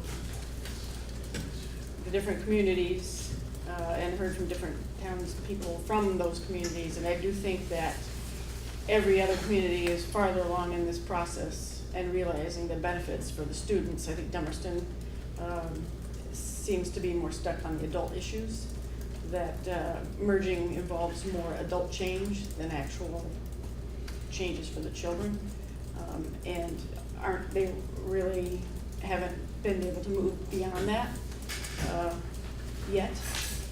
So it's my hope that through the upcoming forums that we might have, to shift that. And I was really impressed at the Brattleboro forum last night that, it was about the kids, versus the dialogue that we've had persistently in Dummerston, so maybe it would be a good idea to do that. If we were to do that and make Dummerston advisable, does that then, if Dummerston were to vote no, does that then force us to maintain the supervisory union? Oh, okay. Yeah, that's the problem. What's the difference? Well, we- You have to maintain the supervisory union, and then you have the Yeah, others. that's why Vernon had to leave, because we can't. Well, they had to leave because of the social. Right, but we couldn't proceed with them still in it. Yeah, so I guess we need to stay in as necessary then.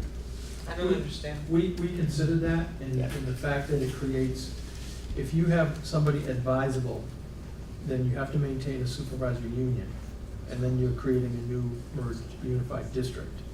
So you essentially have two entities, and it's really difficult. Yeah, we don't realize any potential cost savings, I remember that discussion. You know, and I think in the end, though, if it goes as necessary and then Dummerston does vote no, then I think we do come back, and then I think that maybe then it comes back on the table, but I wouldn't be, I would, after all of this work, I wouldn't advocate going that way. I'd rather come back again, rather than put it that way and mandate. Does that make sense, Amy? Yeah. Also, it really kind of bothers me to have a document where some people seem to matter more than others, which it's not really that way, but it feels that way. Okay. Can we move forward with the motion and there'll be some discussion? Well, you can't actually, it's I gonna would, be a vote I on would, number. I would move that we vote to send the Articles of Agreement as amended this evening up to the State Board of Education. Is there a second? Second. Any discussion? September 20th would be the date that they would have their Yeah. answer to, which would help Vernon. I would just want to be very clear. I think everybody here knows where I stand on this. I'm not a subtle man, but I'm voting to have a vote because I believe this is a matter that should go to the people. I don't believe personally that the merger is in the best interest of our community, but I think it's something that should go to a vote of the people. Mark, did you want to say something? Okay, any further discussion? Okay, all those in favor? Aye. Any opposed? All right. We're sending it up. I guess I would need to ask. Where the hell are you? That surprised you, Mark. No. I'd like to get some direction from the study committee. I'm hearing that we should stick with the November vote.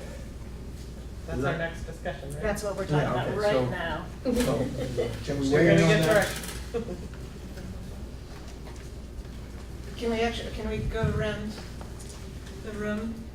I think we probably want to take a vote on this, but we'll see. Amy? I think I would stay with November. Okay. I know there's so many pros and cons. I hate a messy ballot, though. I really, especially when so many people are coming in who aren't educated. I'm concerned about a messy ballot and that the will of the voters isn't known, as people are concerned about lawsuits because of voter turnout. I'm concerned that people are going to, what is all this? Because it's going to be a large turnout of people who aren't educated, and it's going to be confusing. But, the money, so I abstain. I'm a complete neutral balance sheet on this one, just like Dummerston. Ian? One point about waiting is we will know then who the next governor of Vermont is going to be, which honestly does affect how things are going to be interpreted. Mark? Ian has a good point. He has a very good point. See which way the political tide is going to go. Jill? I disagree with both Ian and Mark on that, in that we've put together a document by hours upon hours of study and thought and looking at what is best for our children. And we're doing this as what's best for the children. So if that's the document that we have here, whatever the political situation may be one way or another, doesn't affect my vote on whether I think this is good for kids or not. I don't feel like I've sat here all the time saying, okay, I have to do this. We came here because we had to be here. But over time, to me, it's become abundantly clear that this is what we can do to make the best situation for our children. Kim? November. November. Sympathize with the reasons for postponing it, but I think November, and I think it just puts more responsibility on us to do the education, and I think that's just a burden we're gonna have to bear and do the best we can to educate people. I think we should do a vote on this, if that's all right. Is there a motion? I move we vote, take the ballot. Let's see, let me try again. I move that we hold a public vote on the Vernon, the issue to release Vernon from BOHS, and also on a unified district in November. And the board members. And board members too, so. Oh, is there a second? Sure. Second. Karen, Any of us. Ricky, second. Any discussion? We've had a lot of discussion already. All those in favor for the November vote? Aye. Any opposed? Okay, if there are clerks, Do you want- I do recognize, oh, sorry. Do you want abstentions listed? Oh, that Yes. was an Yes. abstention? Oh, I'm sorry. So one abstention. Apologize to the clerks who I know are not gonna be happy. I'm gonna stay up very late, but in any event. Okay, congratulations, everyone. It's been a very long road, and the road's not over.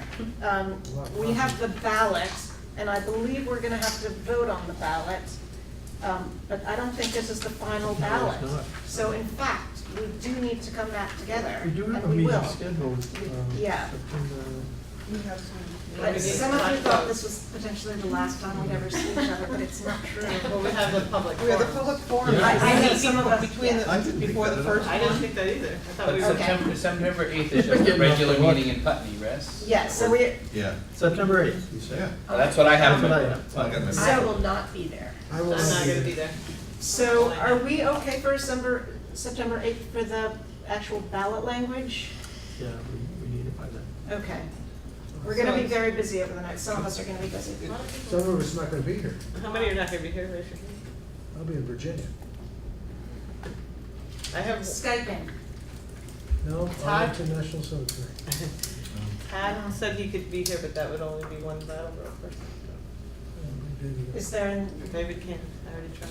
So the purpose of the meeting is to confirm the ballot language that we're going to give out to everybody anyway. I can be here for about 45 minutes. we should be able to do it quickly enough. So fact, there'll be, They'll be in Putney or on the 8th? yeah. Or maybe Yes, start and even I earlier. apologize. My son is a senior. He's on varsity soccer. I need to try to get to all of his games this Yeah. year. So Is there I a would, chance of starting earlier? It's a 6 o'clock game. So if we started this meeting at 5? If we were here, if we met here, we could do it. But we potentially could do that. and We have a- it's we have a short board. vote. We could do it I here. could Brattleboro. run over to the we could. game, but I So- have to be here. I know that. It's an open meeting? Oh, So it's it's- true, we it's a have to public do it, meeting. of course. Yeah. Okay, so we have to have it in Putney that night. We might be able to meet earlier though. Unless we cancel Well, that. I'm happy to Skype in if we need to. So why don't- You don't mind hearing? So it's actually one of our forums in Putney, so we might be able to reschedule that. It's a Okay, forum, 5 to 6? we'll figure it out. I don't wanna Alright, take the alright, time good, right yeah. now. So you'll let us know. Yeah, very soon, okay? And you have to get the stuff back anyway, right? The actual writing from the lawyer. So. Can I ask a question Yeah. about the ballot language? Mhm. Given already the, from our council and from others, that it's a complex language, is there somebody on the outside that we can bring in order to help us with the language to make it as clear as possible? Are there folks that do that work on ballot language with the idea of making it accessible to a larger. I think Chris Leopold will do that. I mean, I think it's just a philosophical thing with him. I think Richard's point is that Chris is a lawyer, he's not a. I'm just thinking, is there someone whose expertise is in ballot language? You know, somebody who's, which is different than just the legality of it. It's more about making sure that it's Understandable. Yeah. So, I can say I can look into that for us. I think that's a good point. Do we have language from other ballots across the state that we could maybe? Yeah, and Chris has written That's what several he of would them. use. Yeah. But I think it's- We'll make that a sign for the three. Okay. Guys, it's 7:55. I'm gonna, anything else before I open it? I had up? another question Yeah. on ballot language. When we were having the discussion of which articles can be easily changed by the board and which cannot be easily changed by the board, I believe that was based on which were mentioned in the ballot language. Yeah. So we want to be clear that Article, if I'm remembering correct, 15, so we want to make sure that Articles 14 and 15 are mentioned in the ballot language. Yeah, they can't be, you have that list, I have. They can't be changed if they're actually mentioned in the ballot. I just want to make sure they are. Is that the leadership? Yes. And the Australian ballot. Yeah, but that's not gonna be in the ballot language. That doesn't, that's not the reason why they can't be changed. Well, it's something about having being warned in the vote. No, but that, you can't, I've got number 1, 2, 6, 7, 8, 9, 14, and 15 as articles that cannot be changed. It has nothing to do whether they're in ballot language. We might want to confirm that because I thought that was what he was telling us was that if these are mentioned in the warning, then they cannot be changed except by the voters. I recall that conversation and I understand. We will just talk about it again. Thank you. Well, 14 will be in there because it's Australian ballot, so that, I mean, that, we already have that in terms of. Ian, do you want to write that up for me, your specific concern, and send it to me? I'll email you. Yeah. Okay. Can we go ahead and move it open? Okay, folks, who from the public would like to speak? Okay. I'd just like to sort of reiterate. Do you want to say who you are? Sean Murphy, Guilford. I'd kind of like to reiterate what Walter had mentioned right in the beginning. I think that if that vote is going to happen in November, which I guess it is from this vote tonight, the last day to get the petitions in is October 10th. The first day to get them in is September 29th. So that's the 40-30 away from the vote. Yeah. Which means that, if one's gonna run for the at-large, you'd need 60 signatures. And, I guess you almost have a month to do it, but it's no more than a month. Better than it was earlier. We're gonna shoot for that next, study committee meeting. So on the 8th. September 8th, to have that. Sporting event And in that town. would mean between the 8th and October 10th, 8th of September, October 10th, you have to have the ballots to the clerks on October 10th. Because that's 30 days before November 8th, if I count them up right. Yeah, Barb Nowakowski will do all that, but we need to. So it's a short window for Yeah. 60 And signatures. she and we have met with the town clerks Yeah, before, yeah. a couple months ago, and we'll do that again. And if I could, you were concerned about the town clerks, but the Board of Civil Authorities, I know in Guilford, they seem to enjoy counting ballots and, Oh, good. there are a lot of them. And they all work hard in Guilford. Yeah. Maybe they didn't come in. Maybe they want to help us out. Yeah. Anyone from this side? Okay, go ahead. Jody Normandeau, Dummerston. I would just like to ask the study committee to please see that the minutes get posted within the 5-day limit. This July 20th is at 10 minutes of 6 tonight. The July 20th minutes are still not up. And I don't know who's responsible for it, but it's the law that it's, as long as you have a website, they have to be up within 5 days of the meeting. I'll email Barb and see what happened. She's usually very, Yeah. it might be a vacation. I had to fish around from school board members to get the Yeah. minutes tonight. Okay, thank you for letting us know. Anything else? That's it? Question? Yeah? I know Beth had put together something that she shared with the two of us, anyway, I think all of us should benefit Oh, from thank you seeing for that. saying that. And also, people last night in Brattleboro were very impressed with the slideshow presentation and thanked us for what we did as a presentation. Good job. But it occurs to me as I look at that, you know, there's only so many people that are gonna be able to come to a community forum. And it's up on the website, I'm correcting the font size that got messed up so people can read it better. But what really needs to be up there is something a lot more alive than that. Is there in the funding that we received, is there funding for explanations and getting that sort of stuff done? Like what Beth has already spent her time creating that, I'm assuming? She was creating it? Eric and I, And Eric, and I've spent a lot of time on the slideshow presentation, and I can spend more time, but is there funding for somebody professional to do that, or is that not part of the? I'd have to look to see, I mean, I think we could fund mailings from the study committee grant, but I don't think we can, I don't know. We'll have to look. It's a big question. The point that the Brattleboro voters made last night is well taken. It's a very complex process, and especially so that we just now voted to make it the two votes together with Vernon and the merger, and it takes a little while for people to be able to walk through it. So I want people to, I don't want it to be a marketing campaign. I want it to be a knowledgeable vote, an informed vote. I just want to say I'm very proud and feel lucky that I've been on this committee, and I mean, obviously, we're still all gonna be on this committee for a little bit, but I've gotten to know you guys, and I've been really impressed with how much we all care about kids, and good job. We worked hard. Yeah, we all did, and thank you guys. It's not the first time we'll all say it. Thank you. All right. Another question? Very quick?